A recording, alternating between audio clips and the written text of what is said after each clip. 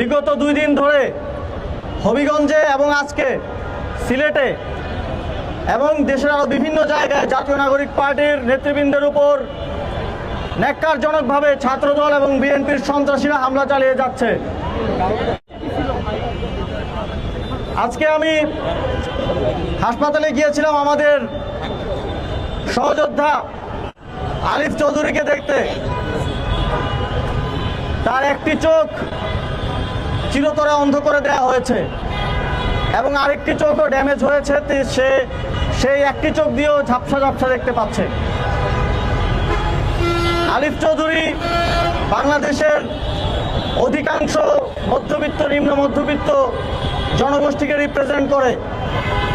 একজন স্বাধীন চেতা কিশোর হিসেবে সে জাতীয় নাগরিক পার্টির সাথে সম্পৃক্ত, ছাত্রশক্তির রাজনীতির সাথে জড়িত।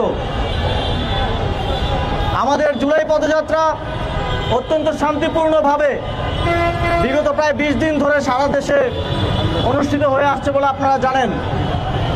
আমাদের দিক থেকে কোথাও কোনো ধরনের ভায়োলেন্স, কোথাও কোনো ধরনের আইন ভঙ্গ করার মতো আচরণ করা হয় নাই। একরকম বিনা উস্কানিতে হবিগঞ্জে সেখানকার সন্ত্রাসীরা, ছাত্রদল বিএনপির নেতাকর্মীরা কিভাবে রড সহ দেশীয় অস্ত্রশস্ত্র নিয়ে হত্যার উদ্দেশ্যে আমাদের নেতাকর্মীদের উপর হামলা করেছে আপনারা দেখেছেন। তারা আমাদের সাথে থাকা মিডিয়া কর্মী এবং ডিজিটাল সাপোর্ট দেওয়ার যে টিম আছে তাদের যন্ত্রপাতি পর্যন্ত চুরি করে নিয়ে গেছে। আমরা এই ধরনের ঘটনা 2024 সালের গণঅভ্যুত্থানের পূর্বে নিয়মিত ঘটতে দেখতাম। আমরা দেখেছি যে শক্তিশালী ফ্যাসিবাদ 17 বছর ধরে গড়ে উঠেছিল, তার একটি জেনারেশনের বিরুদ্ধে চ্যালেঞ্জ নেওয়ার ফলে তাদের কি পরিণতি হয়েছে।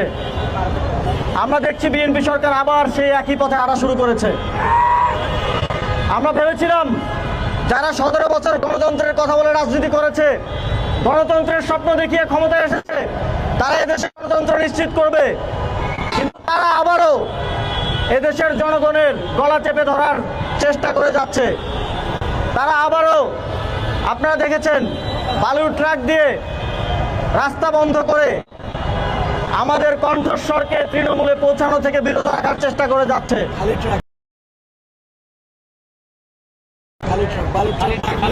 আমরা এর আগে দেখেছি বেগম খালেদা জিয়ার বাসার সামনে বালুর ট্রাক বসিয়ে এই বিএনপিকে 17 বছরের জন্য পঙ্গু করে রাখা হয়েছিল। তারা আর ঘর থেকে বের হতে পারে নাই। তারা মনে করছে যে বালুর ট্রাক দিয়ে তাদেরকে আটকে ফেলা সম্ভব হয়েছিল, হয়তো আমাদেরকেও এই বালুর ট্রাক দিলে আমরা সামনে যেতে পারবো না। কিন্তু আমাদের নেতাকর্মীরা ওই বালুর ট্রাক সরিয়ে দিয়ে সামনে এগিয়ে গেছে এবং সেখানে আমাদের নেতৃবৃন্দ মামলা করে এসেছে। কিন্তু দুঃখজনক, এই হামলা দিবালোকে হওয়ার পরেও, সকল ফুটেজ থাকার পরেও, সন্ত্রাসীরা চিহ্নিত হওয়ার পরেও কোনো ধরনের ব্যবস্থা গ্রহণ করা হয় নাই।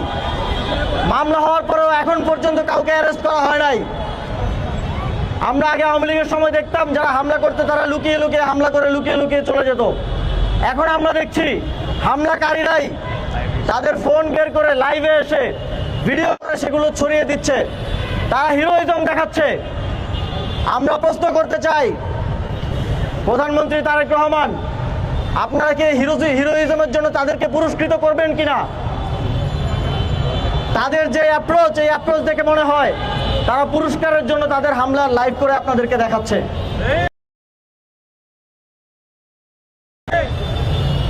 আমরা সরকারকে আহ্বান জানাতে চাই, আপনারা যদি দেশে স্টেবিলিটি চান, আপনারা যদি শান্তিতে সরকার পরিচালনা করতে চান, তাহলে আমাদেরকেও শান্তিতে আমাদের যে সাংবিধানিক অধিকার, সভা সমাবেশ করার অধিকার, প্রতিবাদ বিক্ষোভ করার অধিকার, সেই অধিকার প্র্যাকটিস করতে দিতে হবে।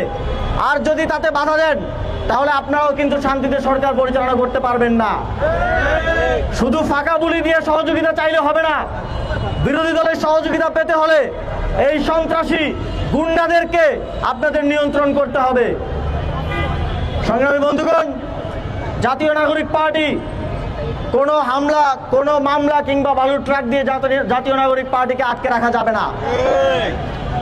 জুলাই গণঅভ্যুত্থানে গুলির মুখে এবং শত শত শহীদ আহতদের রক্ত মারিয়ে সেই রক্তের উপর দিয়ে আপনারা ক্ষমতায় এসেছেন।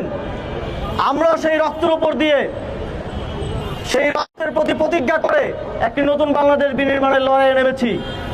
সুতরাং আমরা এমন সিচুয়েশন দেখে এসেছি, ওই রকম সিচুয়েশন আপনারা 5 বার ক্ষমতায় থাকলেও করতে পারবেন না।